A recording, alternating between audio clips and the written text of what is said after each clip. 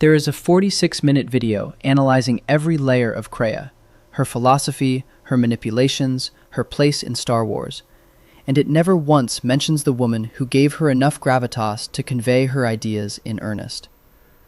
That phrase, gravitas to convey her ideas in earnest, comes from the video's own comment section. It received 1,725 likes, making it the highest engagement comment on an analysis that runs nearly an hour.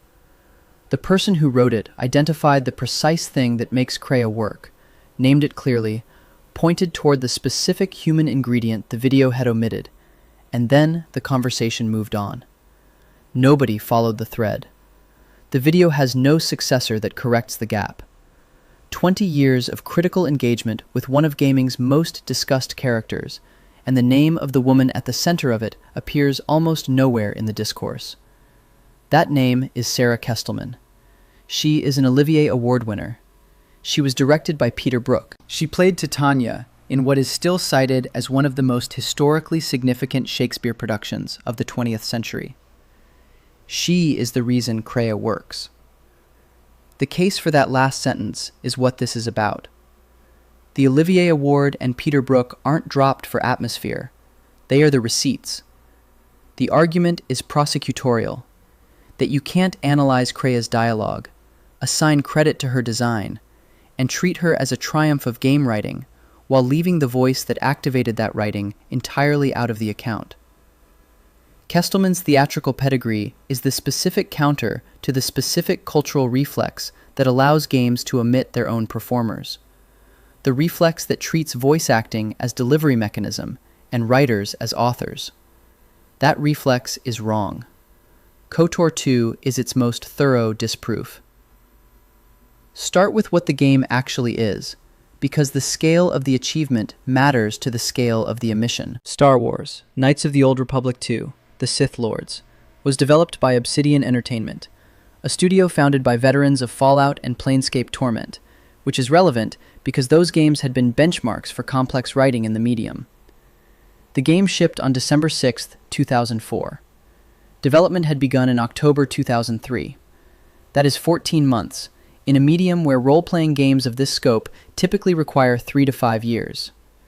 Chris Avallone, the lead designer and chief writer, later confirmed in a 2013 interview that LucasArts had forced the studio to work within what he called a short time frame of 14 to 16 months. An entire planet, the droid world M4-78, which had been shown at E3 2004, was cut entirely after that showcase. Its assets were cannibalized for a Nar Shaddaa level just to meet the deadline. The game shipped with significant content unfinished, missing, or mechanically incomplete.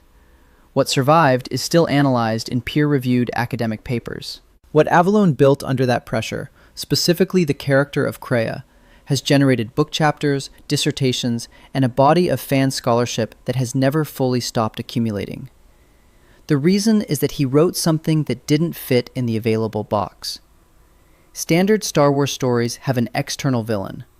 KOTOR 2 has a companion who may be the most philosophically rigorous voice in the party, whose central argument is that the Force itself is a structural failure, a codependency that has weakened every civilization that organized itself around it, that both the Jedi and the Sith are symptoms of this failure, and that the honest conclusion of following that logic is nihilism about the galaxy's existing institutions. She makes this argument by manipulating the player. She bonds them to her philosophically, while using their growing emotional connections to their companions as leverage. She lies, but the lies are structured as a form of pedagogy. She teaches the player to ask better questions by forcing them to distrust her answers. She is the final boss. In some readings, she is also the only character in the game being genuinely honest about what the galaxy is. Academic sources that engage with the game compare Kreia to Count Dooku, and then explain why the comparison collapses. She is specifically resistant to villain archetype. She isn't nursing a grudge. She has followed a philosophical argument to its end, and found that the end is destruction. And the player has to follow her there, slowly, over 60 hours, believing her enough to keep listening, even when they suspect they're being used. The writing is exceptional, but the writing can't guarantee that the player believes the voice. Only the performance can. This is the claim the analysis keeps declining to make. Kreia's text, Avalon's sentences, requires a specific kind of voice to function as intended. A voice that carries authority without requiring it to be externally validated. A voice that can express contempt without becoming cartoonish, warmth without becoming comforting, philosophical density without becoming academic. A voice that makes 60 hours of arguing about the nature of the force feel like a sustained conversation with something genuinely old and genuinely rigorous, rather than a developer's thesis delivered through a non-player character. Avalon wrote the argument.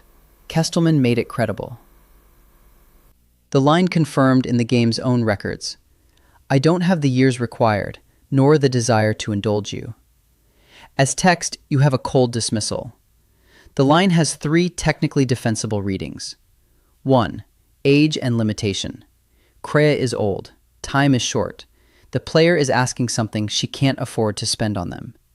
Stress falls on years. The line becomes lament dressed as rejection. 2.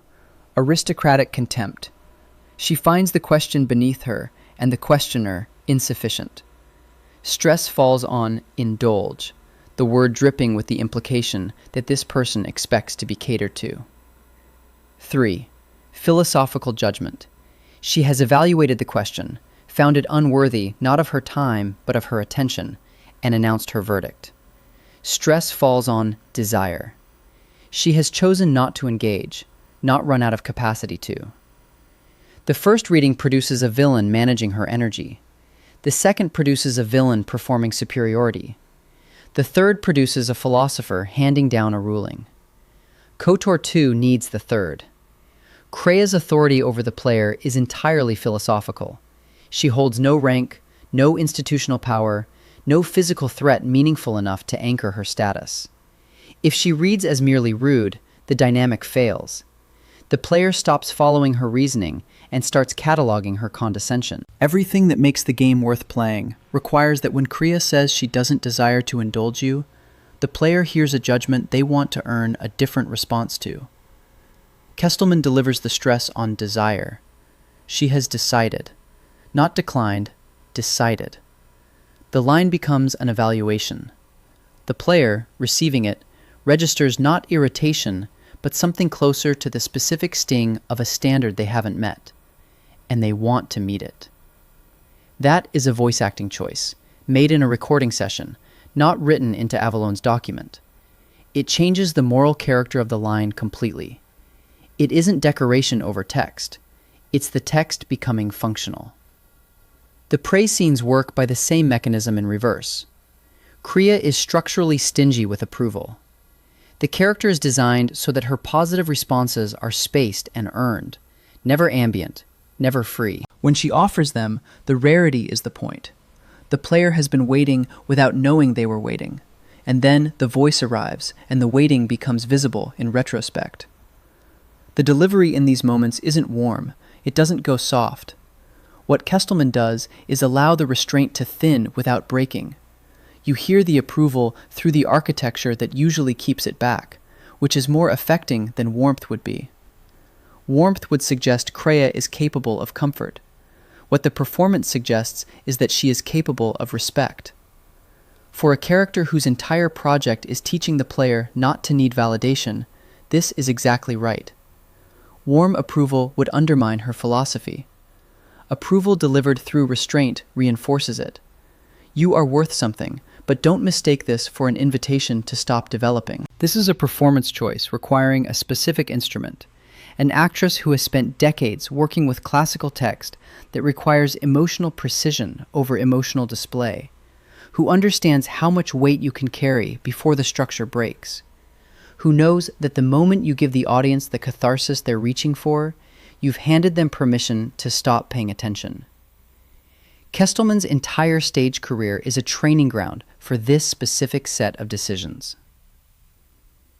The career runs from 1968 to the present, and almost every major roll-on, it's a case study in the same performance principle. moral complexity carried from inside the character without authorial commentary. She joined the Royal Shakespeare Company in 1968 and spent 5 years there before leaving for film work. The production that defines her RSC tenure is Peter Brook's A Midsummer Night's Dream, which opened at the Royal Shakespeare Theatre on August 27, 1970, and is still discussed in theatre history courses as a watershed.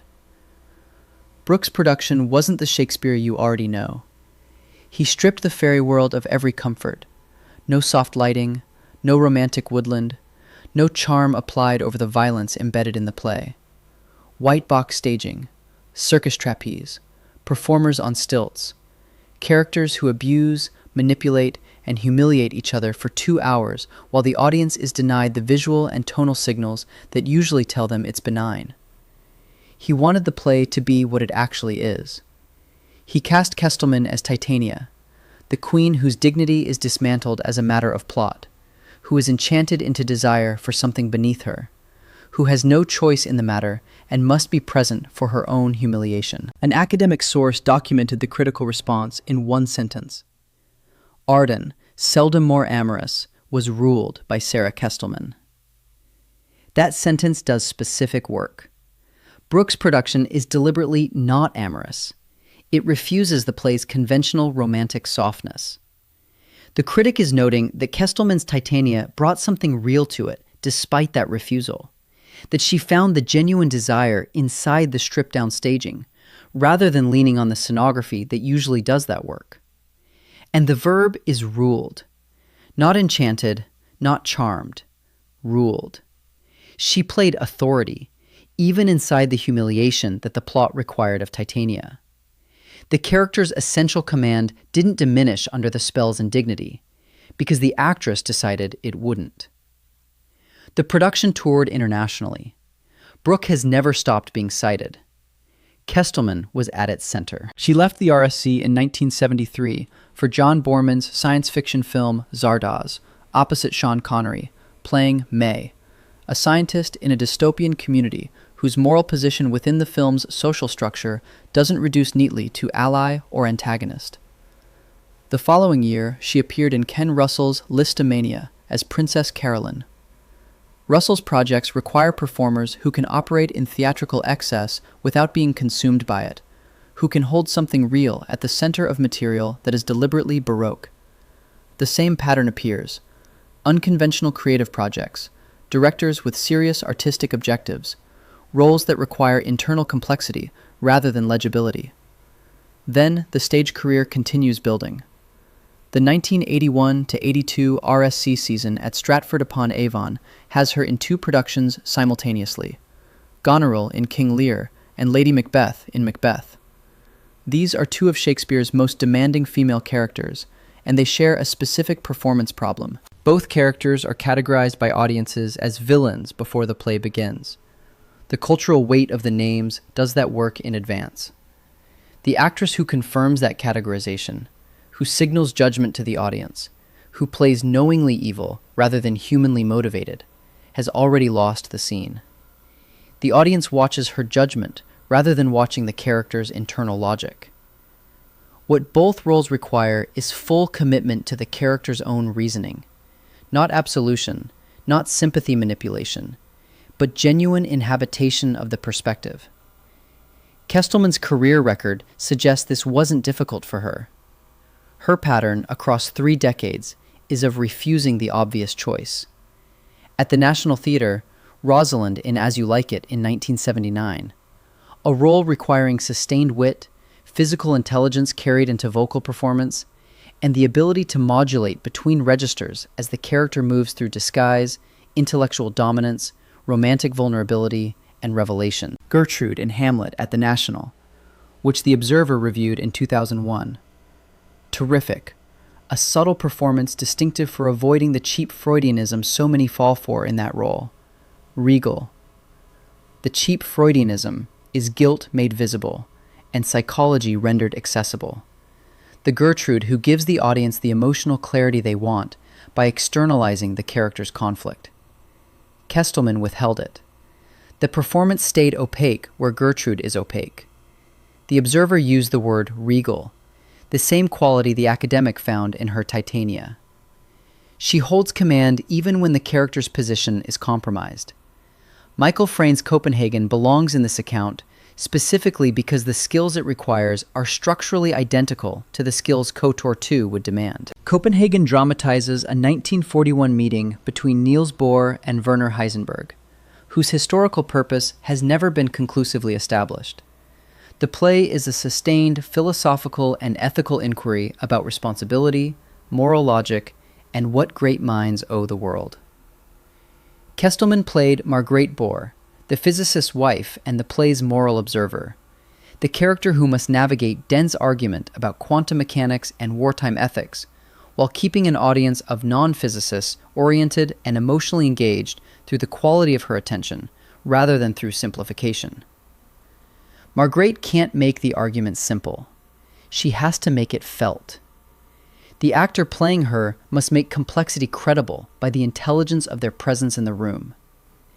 That is precisely what KOTOR 2's Kreia requires over 60 hours. Not a simplified force philosophy, not an accessible villain, but a character whose ideas are genuinely difficult and whose voice makes that difficulty worth sustaining. The Copenhagen parallel isn't coincidental.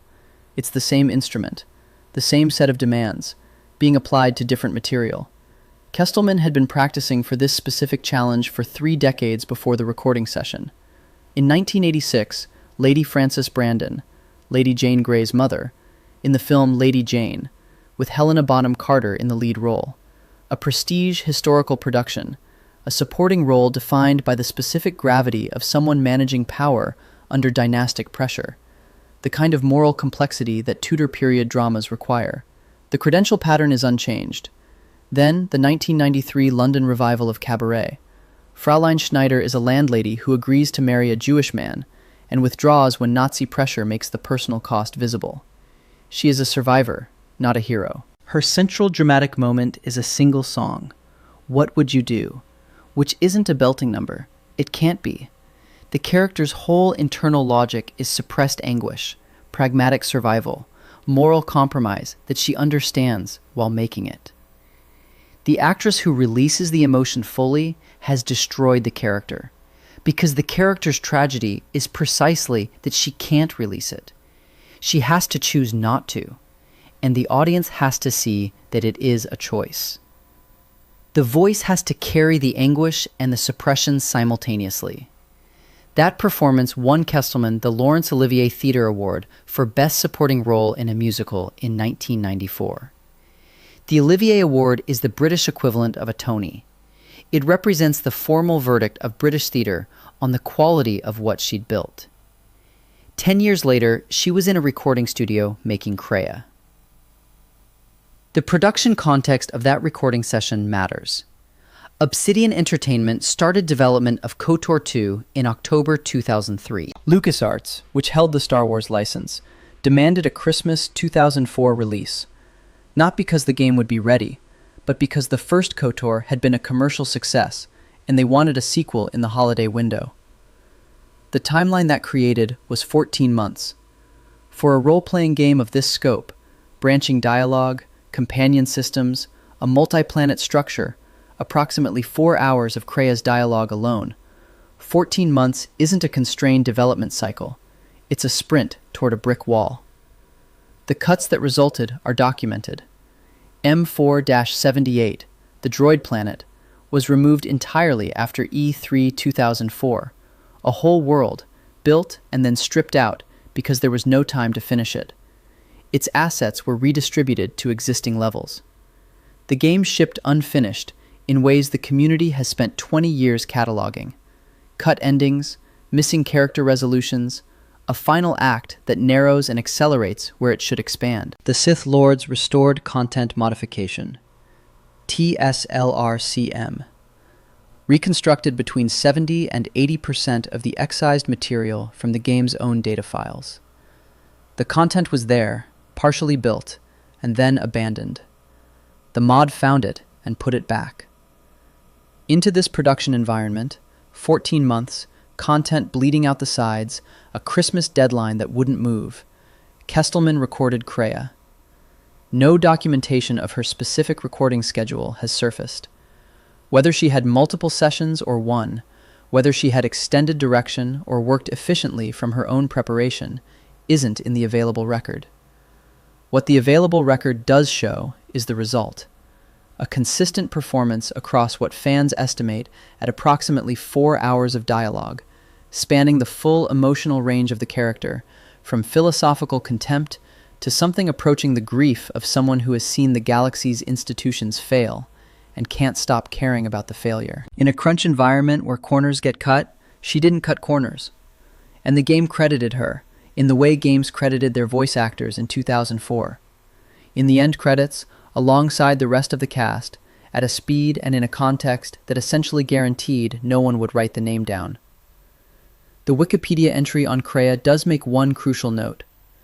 Sara Kestelman's casting was considered the most important of all the characters in KOTOR 2. Not the most important villain performance, the most important casting decision in the entire production. The development team knew what they had. That acknowledgement exists in the record. What doesn't exist, to any traceable degree, is the broader discourse picking that up and doing anything with it. Sara Kestelman has apparently never given a public interview about her role as Kreia. The r/KOTOR community has noticed. Threads exist specifically asking why she's never discussed it. At some point, someone attempted to organize a Reddit AMA with her. There is no available evidence the AMA occurred. Whether she has declined requests, received none, or simply moved on in a career that had other pressing things in it isn't established in the record. The silence is the silence, whatever it means. The community that would want that conversation has been having it without her for 20 years. There is a system-level argument underneath the biographical one, and it explains why this specific gap exists rather than why Kestelman specifically was overlooked. In October 2016, SAG-AFTRA called a strike against major American video game companies. It ran until September 2017, 11 months. The primary issues were residuals and working conditions, but the strike surfaced something the gaming press covered and then mostly moved past: the question of how voice actors working in games were credited, compensated, and professionally recognized relative to their counterparts in film and television. The industry that had spent decades growing into a form capable of producing KOTOR 2 was simultaneously operating under professional structures that treated its performers as interchangeable production assets, rather than as interpretive artists whose choices were constitutive of the work. This isn't an abstract critique. Kestelman's situation is a case study. She brought 30 years of theatrical training, first as a dancer, then through the Central School of Speech and Drama, then across 3 decades of classical stage work, to a role the development team considered their most important casting decision, produced a performance that fans can recall with the precise texture of specific lines 20 years later, and the discourse that analyzes that character in academic papers and 46-minute video essays has largely operated as if the writing and the performance were the same thing, as if Avalon's text was also his voice, or as if whoever voiced the character had done something neutral and technical, rather than interpretive and decisive. The comparison point is useful here. Imagine a 46-minute analysis of Meryl Streep's performance in Sophie's Choice that engaged thoroughly with the film's writing and direction, and never mentioned that Streep made specific choices about how to carry those scenes. No one would accept that framework. The performance would be recognized as the material form the character exists in, not a transparent delivery system for the screenplay. The screenplay and the performance are analyzed as inseparable because for prestige film work, that framework is automatic. Games haven't consistently received that framework. The mechanism that produced the 46-minute Kreia video, sophisticated, careful, genuinely analytical, also produced the video's blind spot. The analysis treated the writing as the character. It attributed to Avalon what was at least equally Kestelman's. And the comment with 1,725 likes, the one that named her specifically and credited her with providing the gravitas necessary for the ideas to land, received those 1,725 likes because the audience who had spent 60 hours with the voice already knew this intuitively. They knew it. They just needed someone to say it out loud for the first time. 3 separate comments in the top engagement on that video raised the same absent subject. The voice, the actress, the unacknowledged human at the center of the thing they'd been analyzing. Combined, those 3 comments drew over 1,900 engagements. The audience's appetite for this correction isn't ambiguous. The correction just hadn't been made. There is one more thing left unfinished, and it runs parallel to what we've been discussing. The KOTOR 1 remake was announced in 2021, originally assigned to Aspire.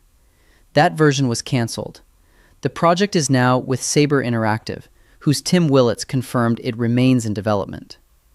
What the current version will look like, when it will release, whether it will honor the design philosophy of the original or domesticate it for a contemporary audience, none of that is settled. There is no confirmed KOTOR 3, no announced continuation of the story Avalon was building when the 2004 Christmas deadline forced him to ship something incomplete.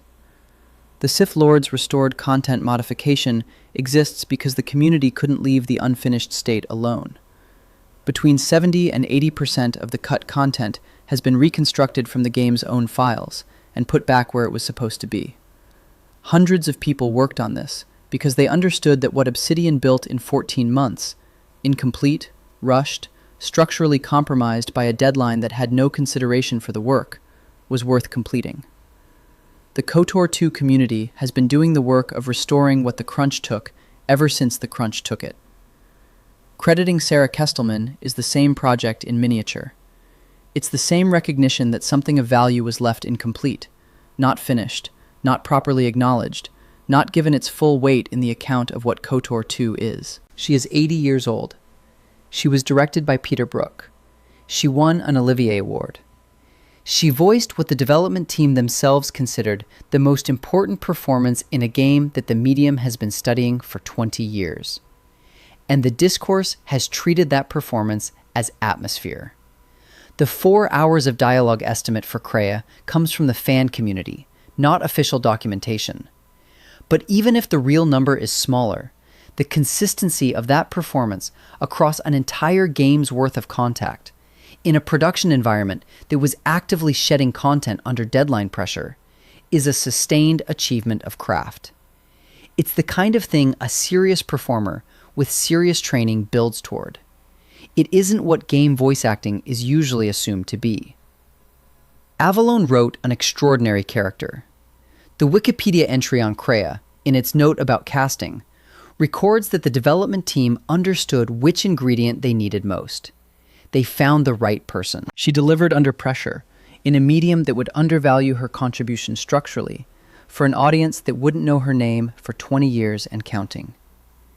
The case is made. The evidence is documented.